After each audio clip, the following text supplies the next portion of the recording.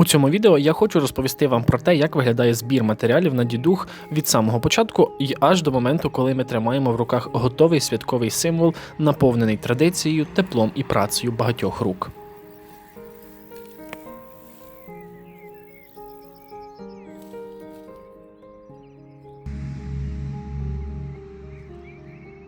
Насправді вся ця історія починається не взимку, коли на столі вже стоїть дідух, а значно раніше, ще восени та влітку. Усе стартує з того, що ми сіємо різні сорти пшениці чи інших злаків, які мають вирости наступного року. Влітку збираємо лікарські трави, польові квіти, обираємо найкращі колоски, збираємо їх зеленими, але не надто рано. Потрібно, щоб усередині вже сформулювалось зерно, щоб не було просто молочка, а було міцне ядро.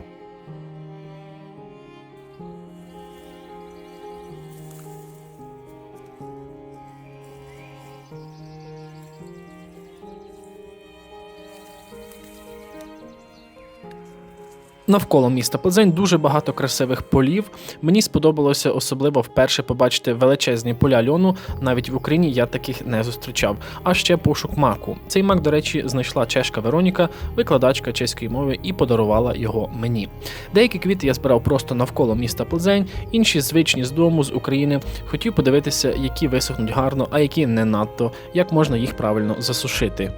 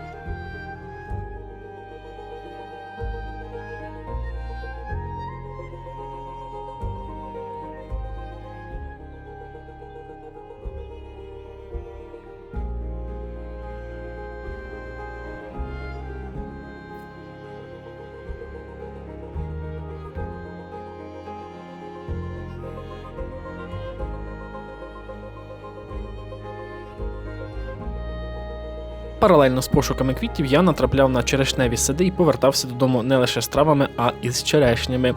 Всі ці квіти і колоски я ніс додому, перебирав на столі, потім ховав на горище, там вони спокійно досихали. Навіть ті квіти, що іноді купувалися додому, я теж сушив і шукав їм застосування.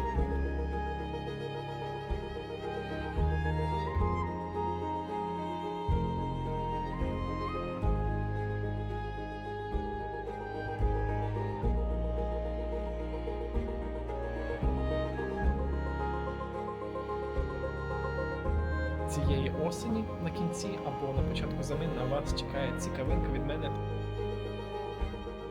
Коли настав час усе спускати з горища, я перебрав кожен пучок, рахував колоски, склав один імпровізований дідух, щоб зрозуміти, чи вистачить мені матеріалу. Купив також додаткові квіти в магазинах, інколи запитував продавців, чи не мають вони чогось списаного, що вже не підходить для продажу, але цілком підійде мені.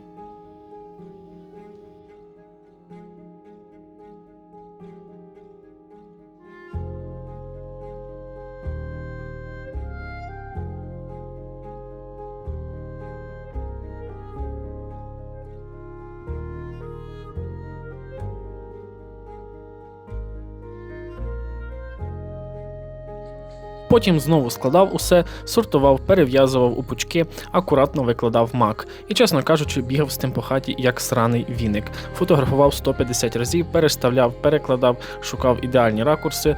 Мабуть, я міг би видати окремий альбом «Дідух у 150 ракурсах», наскільки це захопило.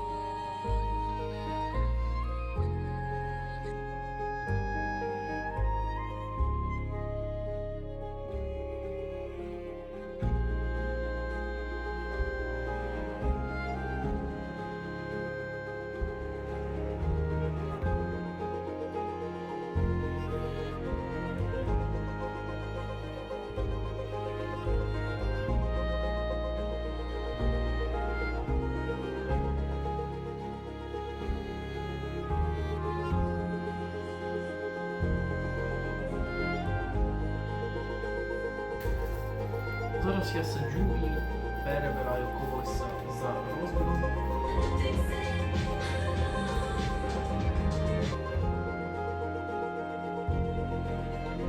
Сиджу, якраз роблю дідухи для тих, хто на майстер-клас записався, за нього заплатив, але прийти не зміг.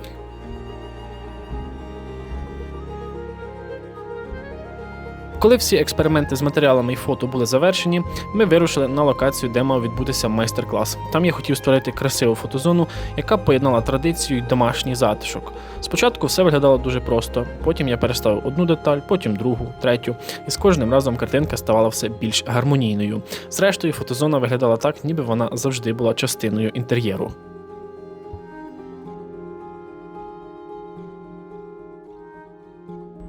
Помаленьку вибираємось на об'єкт. Сиджу, кручу стіл. Ноги переробляємо. Готую для вас фотозону, таку от композицію з всього, що в принципі я мав, майже всього. Сподіваюся, що вам сподобається.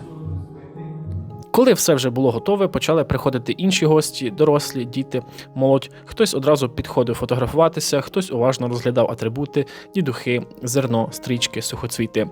Мій молодший брат, мама і я теж зробили кілька теплих кадрів.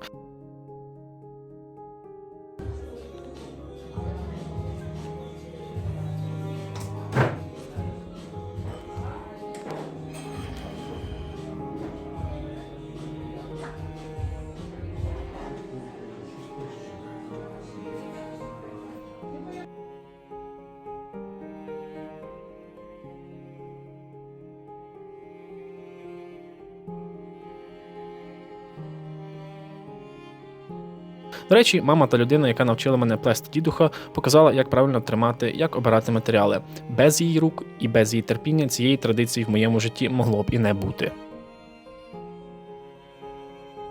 Особливий настрій створила наша бандуристка Ганна Боднар. Дякую їй за гру. Людям сподобалось, і мені також. До речі, музика плюс усе, що було в кімнаті, наче відкривали двері у зовсім інший простір. І це, до речі, помітив мій друг. Він сказав фразу, яку я, мабуть, запам'ятаю надовго. Коли я йшов по вулиці, я був у Чехії. Але коли зайшов у таверну, у підземелля, я потрапив в Україну. І справді атмосфера була такою теплою і рідною, що ці слова не перебільшення.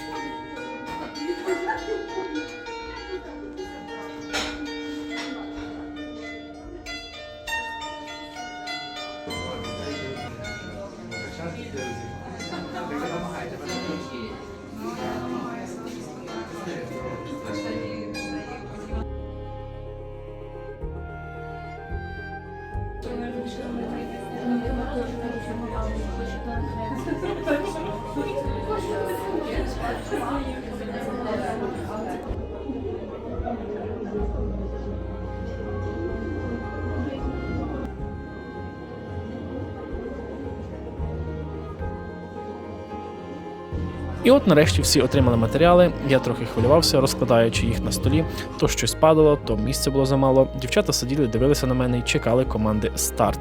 І коли все почалося, рух, шум і дитячий сміх наповнили кімнату. Було багато діток, і вони працювали з такою ж зосередженістю і радістю, що не можна було не усміхатися. У кожного виходило своє унікальне, красиве.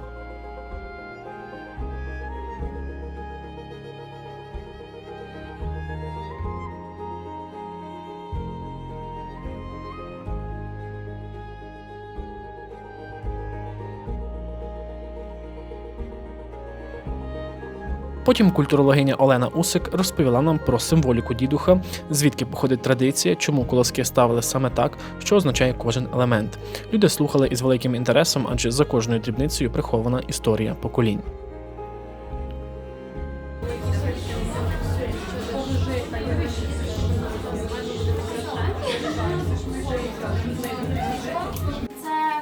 Дуже магічно. Отже, ми з вами сьогодні торкнемося трішки різдвяної обрядовості. Плетуться дідухи. Я не знаю, як попередньо тут про дідуха розповідали.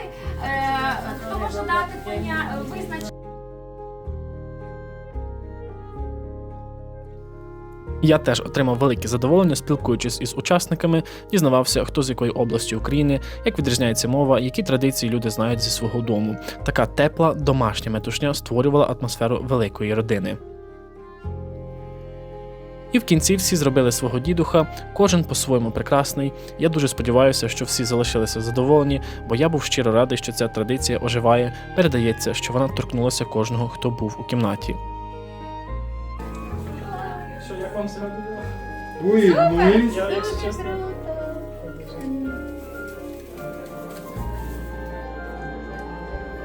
І на завершення хочу показати ще один невеликий спогад. Ось такий шедевр я колись робив удома, наче маленьке нагадування. Усе починається з першого пучка, першого колоска і великого бажання зберегти історію свого народу.